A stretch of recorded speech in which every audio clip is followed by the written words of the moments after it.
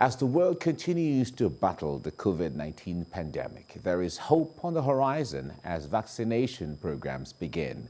But recent laboratory and new clinical trials results have suggested recently emerged variants of SARS-CoV-2. The World Health Organization says that 3 variants of the virus have been reported in more countries, with 80 new reporting, or 80 right now, reporting the B117 variant. Recently, the Nigeria Center for Disease Control reported 6 new cases of the variant of the coronavirus discovered in the UK. That will be part of our discussion in the next couple of minutes now. And joining me via Skype is medical laboratory scientist and adjunct associate professor in medical laboratory science, Dr. Augustine Onyagala. Doctor, it's good to have you join me this morning. Happy to see you. Yeah, morning, very well. Thank you for having me this morning. It's nice to be on TVC. Very good. Thank you. Now, make us understand, when we talk about coronavirus, on one hand, everyone was getting used to it, and now we're talking about the second wave and the new variant and all of that. How is the change and maybe mutation, if I have to use the word, how is it putting pressure on the system and what the people know about coronavirus? Yeah, nice question. As we all know, today marks exactly 1 year that coronavirus hit Nigeria with the initial strain that everybody knows all over the world. And today the world is also experiencing another variant of SARS-CoV-2, which is a pathologic agent for COVID-19. We are all experiencing the usual environmental changes, climatic changes all over the world is also driving the viruses to begin to change their nature of physical properties. And these are the things that drive mutation of viruses. Viruses can mutate easily, and each mutant has a different property, both biological and physical properties. And that also confers the pathogenicity of a particular virus. The level of mutation conferred on a virus determines how pathogenic, how infectious that virus is. So today, the world is witnessing the new variants of COVID-19. And as you see it, we are having more infection because WHO has said that the current variant of the virus we have is more infectious, more pathologic, and more motile. So that's driving the kind of trend we see globally, and that means a lot of things to public health and experts working in the field. All right, and make us understand the character of this new variant. How does it manifest and how is it different if we have to make comparison between the new variant that is more vicious and spreads faster than the other one, than the previous one, the regular and the normal one, or the first one that we know? What are their differences, the way they react and the way their character manifests? Yeah, one thing in science is understand the basis for mutation. A mutation, basically, to put in a simple man's language, is change of amino acid or a particular gene or a particular protein. So a change in a particular amino acid of a gene in a genetic sequence confers a different characteristic to that virus. So no two viruses are the same. A virus could start with number 0 and then mutates to 1, 2, 3. For each of those mutations, it has different proteins, and because of that change in protein, it confers on that virus purely different properties, which is different from the original, I call it mother, where it mutated from. So these are just the basics of mutations in viruses. And so a particular virus that has mutated has different property, has different behavior, has different characteristics, which cannot be compared with the original primary mutant where it mutated from. So these are the basic differences. Our ability to understand this in science will enable scientists to really focus on various ways of tackling this particular new virus that the world is trying to curtail and manage. All right. Now, vaccines were produced based on the regular or regular variant of COVID-19 that we know. Now that the vaccines are out and we are talking about mutation and talking about new character manifestation, how does this pose a challenge to the vaccine or the efficacy of the vaccines that we all are looking forward to? Yeah, I'm happy this is coming out for discussion this morning, and it's also a challenge to immunologists, to vaccinologists, and to every scientist out there. Viruses are antigens, and antigens are specific in the reactions and the immune responses that they generate. So there might be cross-reactivity. WHO currently has not confirmed whether the current virus we are battling with can cross-react with the original virus that was identified last year. The current vaccine developed was for the original virus that emerged 2020. But studies are still going on to ascertain if the current variant of the virus we have could cross-react with the original antibody developed against the virus that challenged the world 2020. So these all research questions. So and research is a process. So likely, based on information available out there, there is not scientific certainty to confirm the current vaccine developed against the original virus that emerged in 2020 could cross-react with the current virus that the world is battling with. So such studies are going on, and it takes some time. And this is where we talk about phases in clinical trial. And this is also a process. The world will not come to tell you that a vaccine developed against the primary virus, SARS-CoV-2 virus that emerged 2020 could definitely give protection for a new virus. But the question is, who knows who's carrying a particular variant of the virus? So you need to do a lot of genetic profiling of the people who have this infection, vis-a-vis the kind of virus they have, vis-a-vis the kind of genetic component of that particular virus to really know which component of the virus that everyone that's infected has. So it means that we may not have time to do all this. So what's the best way? Let's use what we have on ground so that people can at least have some level of protection. All right, there are before we have high mortality from diseases. Okay, there are still talks about local remedies when it comes to vaccines and other remedies to COVID-19. The government, on one hand, is encouraging and earmarking funds to see how they can source for local remedies, as we also wait for the doses of vaccines coming from outside the country. Now, talk to us about the capacity of Nigeria to come up with those local remedies enough to handle the issues or the pressure that we are under. But that's nice. I'm happy this is also being discussed now. Nigeria is so blessed with a lot of natural resources, which generally we call phytochemicals. We are blessed, highly blessed. India today, now China precisely today, has one of the best life expectancy because they have been married to their natural endowments. And today you could have universities in China running a lot of programs in complementary medicine, alternative medicine, and then having people to make choices on what they have. I tell people, I tell scientists that the solution to COVID-19 is in Nigeria, and that's the truth.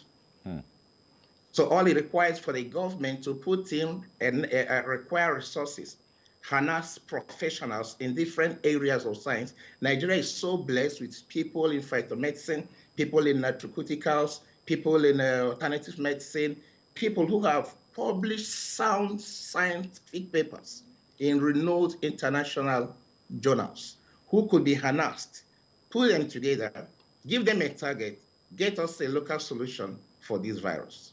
And I tell you, if the enabling resources there, enabling environment is created, everybody is given a target, Nigerians will come up with a solution. Yes, and that's the truth. All right. I personally, as a scientist, we have developed some supplements that we have a case report on. And this case report is already being processed for publication. in one of the top journals in the world, Journal of Complementary and Integrative Medicine.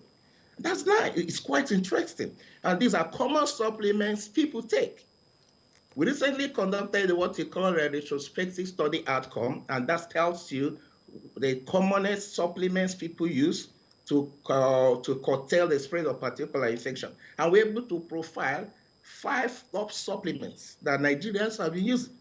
Though we are still working on this manuscript to finish it. All this tells you that Nigerians are secretly or openly taking a lot of phytochemicals and supplements, which is definitely going to give them some levels of protection against the virus. The world is discussing why is it that the mortality, as of today, the mortality ratio, that is the number of people that have the disease, were divided by the number of the total infection. The mortality ratio from SARS-CoV-2 in Nigeria is about 1.2%. So the world is asking, what if I don't have that of Africa for now. The world is asking what is making Africans not to have a very high mortality ratio compared to other parts of the world. You remember when COVID-19 first emerged, the world prophesied that very soon Nigerians' corpses will be picked from Nigeria. That has not happened. So another research question scientists should be asking is, what are the reasons why many people are not dying in Nigeria from SARS-CoV-2? And if you dig deeper,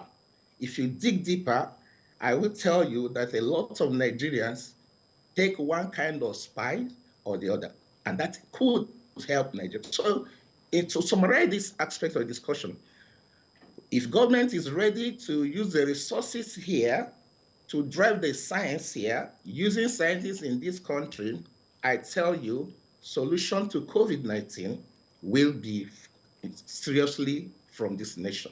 Okay. And Nigeria is so blessed, and I know what I'm saying. We have brilliant scientists from all over universities in Nigeria who have done great work in every area of natural science, and they are doing greatly, and they're still doing greatly.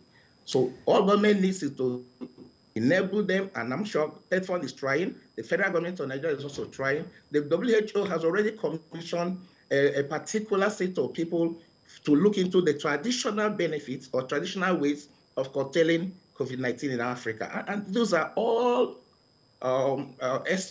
commitments in the right direction to ensure that there is a local solution, local to the people, cheaper, accessible, that we enable them to really have solution to this virus that is threatening the world all over. Okay, well, it's quite interesting and inspiring when you say that the solution to the virus could be in Nigeria because Nigerians have what it takes. And actually, Nigerians have proven themselves in every facet of life to be very brilliant and intelligent. But however, let's put a mind picture. Let's put a picture to the resources and the enabling environment that you were talking about. If we have to go toward that line right now and look at the details of it, what kind of resources do we need? What kind of enabling environment do we need to be able to achieve what you talk about now?